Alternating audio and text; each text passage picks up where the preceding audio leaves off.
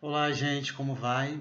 Nesse vídeo vamos falar, acho que é a principal obra, né, do Max Weber, que é A Ética Protestante e o Espírito do Capitalismo. Essa obra é muito importante porque ela tem um impacto, como eu já falei, que vai além do mundo da sociologia, já que ela propõe uma interpretação muito inovadora sobre a modernidade, né, sobre como chegamos onde estamos. O Weber, nesse livro, quando ele diz a ética protestante, ele está dizendo, ele está falando de um ethos, né, de um tipo de atitude diante da vida que é característico do protestantismo. E aí nesse livro ele vai comparar o catolicismo medieval com vários segmentos do protestantismo e o que mais interessa para a gente é especificamente o calvinismo puritano, que reuniria de maneira mais exemplar as características que interessam ao Weber. Porque no final das contas, gente, o Weber está querendo mostrar como as mudanças na reforma protestante criaram um ambiente cultural favorável ao desenvolvimento do capitalismo. Ou seja, o Weber está ligando, está estabelecendo as relações entre duas esferas da vida, a religião e a economia. Bem, a hipótese do Weber é justamente de que elementos presentes nas doutrinas protestantes estariam relacionados ou poderiam ter motivado de alguma maneira o desenvolvimento do capitalismo, essa hipótese dele parte da identificação do fato de que os lugares do mundo em que o capitalismo estava mais avançado, por exemplo, no final do século XIX, no começo do século XX, inclusive onde o capitalismo se desenvolveu mais precocemente, são justamente as áreas predominantemente protestantes. Diante desse fato, o Weber vai se perguntar, será que tem relação entre esses dois elementos, né? Porque o Weber, gente, ele tem um cuidado muito grande também em não estabelecer relações assim deterministas entre os fenômenos, sabe? O capitalismo surgiu por causa da reforma protestante.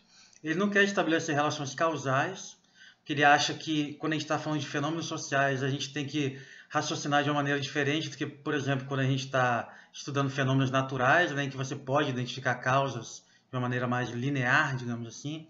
Mas no caso dos fenômenos sociais, são múltiplos fenômenos que influenciam esses processos que nos interessam. Mas, de qualquer forma, ele vê aí que tem relação entre esses dois elementos, entre a religião e a economia, né, entre o protestantismo e o capitalismo, e ele vai se propor a identificar essa relação, o caráter dessa relação no livro dele. Muito bem, gente. São basicamente três elementos sobre os quais se dá esse contraste para o que nos interessa aqui, né, entre a doutrina do catolicismo medieval e o calvinismo puritano. Um é o significado do trabalho nessas duas doutrinas. Em segundo lugar, além do significado do trabalho, as doutrinas sobre a salvação, né, como que a salvação pode ser alcançada. Então, o Weber vai comparar o significado do trabalho, né, nesses dois segmentos do cristianismo. Ele vai comparar também como a salvação se dá, né, em cada uma dessas doutrinas. E o terceiro elemento que o Weber compara e que ajuda a elucidar essas diferenças é justamente a questão do ascetismo. Como o ascetismo se manifesta nessas duas correntes cristãs. Já já vou explicar o que é ascetismo. Então, primeiro falando do trabalho, vamos lá. Na cosmologia cristã, lá no Gênesis, né, a humanidade teria sido condenada ao trabalho, né, a produzir o seu alimento com o suor do próprio corpo, como uma punição por causa dos eventos lá que vocês todos conhecem, ligando Adão, Eva e a serpente. Aí já surge uma diferença interessante, né? Que segundo Weber, para os católicos medievais, sobretudo, a obrigação de trabalhar ela se coloca para a humanidade como um todo, não para cada indivíduo. Então, por exemplo, se você pode viver de renda, você pode construir um monte de kitnet para alugar, que acho que é o sonho de todo brasileiro, não tem problema nenhum. Que era mais ou menos como viviam, né, as elites medievais, né? Os nobres eles eram guerreiros, né? Que quando não estavam em guerra, eles estavam vivendo do trabalho alheio, eles estavam vivendo do trabalho dos servos, né? No caso do calvinismo puritano, a obrigação de trabalhar se coloca a todos.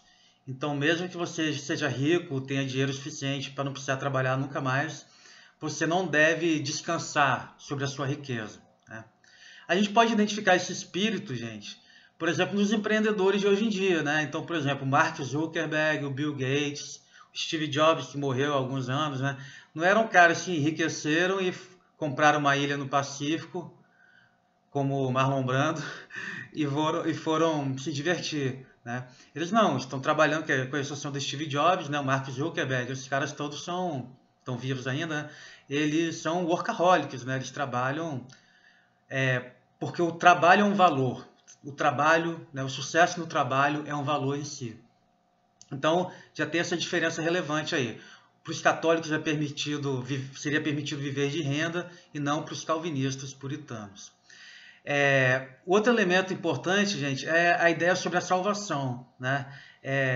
De novo, de acordo com Weber, no catolicismo medieval, a salvação pode ser alcançada através de boas ações, através da fé, através do cumprimento, né, dos rituais como a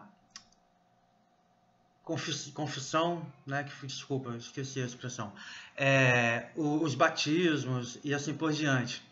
Para os calvinistas, a questão da salvação é mais complicada, porque ela corresponde a um mistério de Deus. Na verdade, as pessoas elas já nasceriam predestinadas e elas nunca saberiam se elas estão ou não entre os eleitos. E aí isso cria uma ansiedade psicológica muito grande, porque enquanto o católico, de certa forma, ele através dessas boas ações, do cumprimento, né, desses rituais, né, como o batismo e também da confissão e etc., ele pode buscar o seu lugar no céu, né? Mas para os calvinistas, nada que você faça na terra garante que você vai ser salvo. Isso já está decidido por Deus, de antemão, e isso é um mistério que pertence a Deus que a gente nunca vai entender.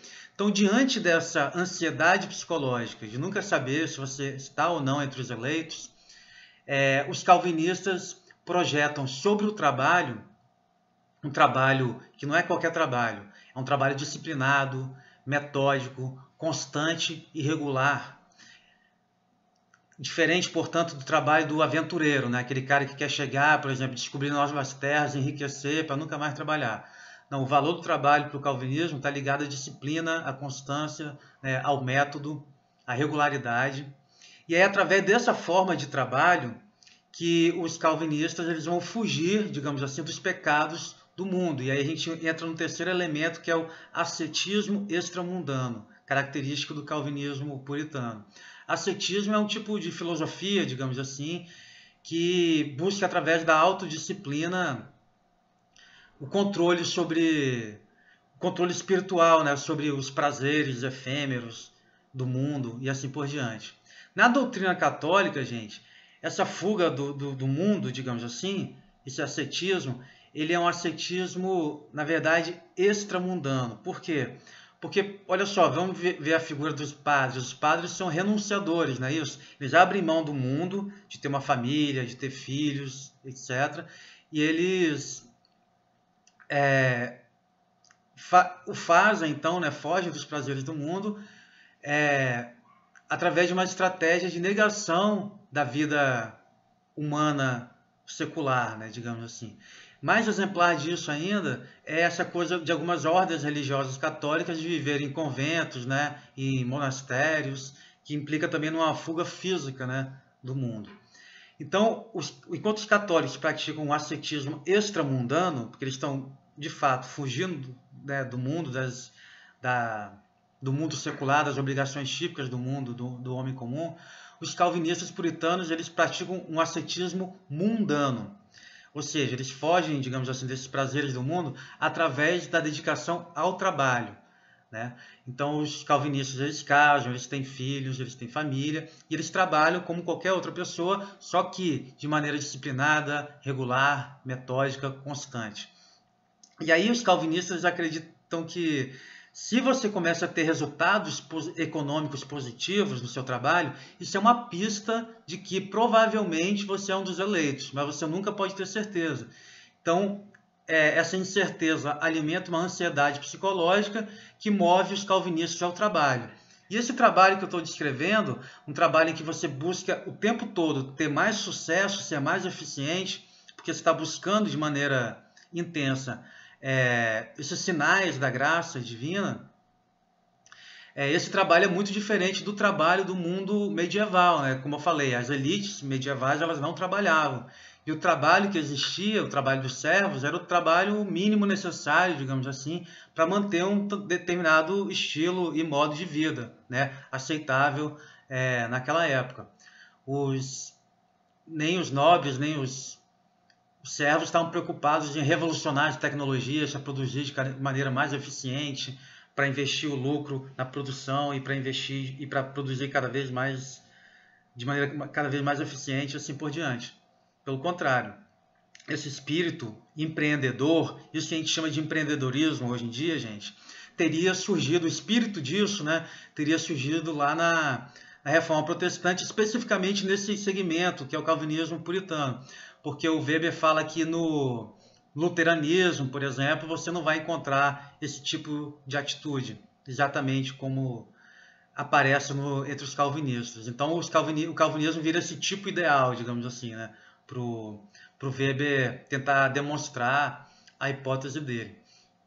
Então, é basicamente isso, gente. Você acha a grande contribuição da ética protestante, de uma maneira bastante simplificada, é justamente mostrar como mudanças na doutrina cristã, mudanças no significado do trabalho, mudanças nas doutrinas da salvação, mudanças no significado do ascetismo, produziram outro tipo de conduta de vida entre os calvinistas, e esse tipo de conduta de vida encaixa exatamente com o tipo de conduta econômica característica do capitalismo. É claro que os calvinistas não estavam querendo criar um novo sistema econômico, eles estavam buscando uma interpretação mais autêntica da Bíblia, né? Você sabe que naquela época a Igreja Católica foi muito criticada pela venda de indulgências, né? Então os calvinistas eles estavam realmente autenticamente tentando criar um caminho, uma relação mais autêntica com Deus, né? E aí, mudando as atitudes pessoais, mudaram também as atitudes econômicas. E com o passar do tempo, gente, essa moral econômica ela foi perdendo seu aspecto religioso, de forma que hoje em dia qualquer pessoa, independente de ser protestante ou não, está familiarizado com a frase, por exemplo, tempo é dinheiro, né? Quando a gente diz que tempo é dinheiro, a gente está querendo dizer justamente que qualquer tempo gasto com jogos, com bebida, com prazer, né, mundano, é um desperdício, porque você podia estar arrumando uma maneira de ganhar dinheiro. Na perspectiva dos calvinistas, você poderia buscar uma forma de engrandecer a Deus, né? Depois, acho que na próxima quinzena, provavelmente, a gente vai comparar essa interpretação sobre a origem do capitalismo com a interpretação do Karl Marx, porque o Marx achava que o surgimento do capitalismo dependia, antes de tudo, de determinadas condições econômicas e não necessariamente de condições culturais, como o Weber tentou demonstrar. Tá bom? E aí, só para terminar, gente, não posso esquecer de me referir à expressão desencantamento do mundo, que surge também no contexto dessa obra do Weber. Porque vocês sabem que o mundo católico ele é um mundo todo habitado, por exemplo, por santos, né, que intermediam a relação de Deus, dos homens com Deus, né? Os católicos eles também acreditam, né, na força, por exemplo, de milagres, né? Então, em certo sentido, assim, o mundo católico ele é muito mais cheio de elementos sobrenaturais, digamos assim, do que o mundo dos calvinistas puritanos. Vocês podem ver que, se vocês forem numa igreja calvinista, uma igreja protestante, ela tem muito menos símbolos, né? Ela é muito mais simples, digamos assim, de um ponto de vista estético, né? E realmente, o que o Weber identifica é que o mundo, a partir da Reforma Protestante, sobretudo do calvinismo, ele torna-se um mundo cada vez mais desencantado, ou seja, as pessoas vão procurar no próprio mundo do trabalho, ou seja, no próprio desenvolvimento tecnológico, no próprio desenvolvimento científico, as respostas para os dilemas da humanidade. Não é à toa que a ciência se desenvolveu tanto depois da Reforma Protestante, né? Enquanto o mundo católico, o mundo medieval era um mundo muito mais habitado por forças que, digamos assim, extrapolavam a vontade dos homens e podiam afetar a vontade dos homens. No mundo calvinista, no mundo protestante, a técnica, a ciência desempenham um papel muito mais relevante do que no mundo católico, no mundo medieval. Então, nesse sentido, trata-se de um mundo muito mais desencantado, né? Em que a busca pela satisfação das necessidades humanas passa muito mais pelo, como eu falei, pelo mundo do trabalho, da técnica, da ciência, do que promessas, milagres, santos e assim por diante. Tá bom? Então a gente continua essa conversa. Um abraço.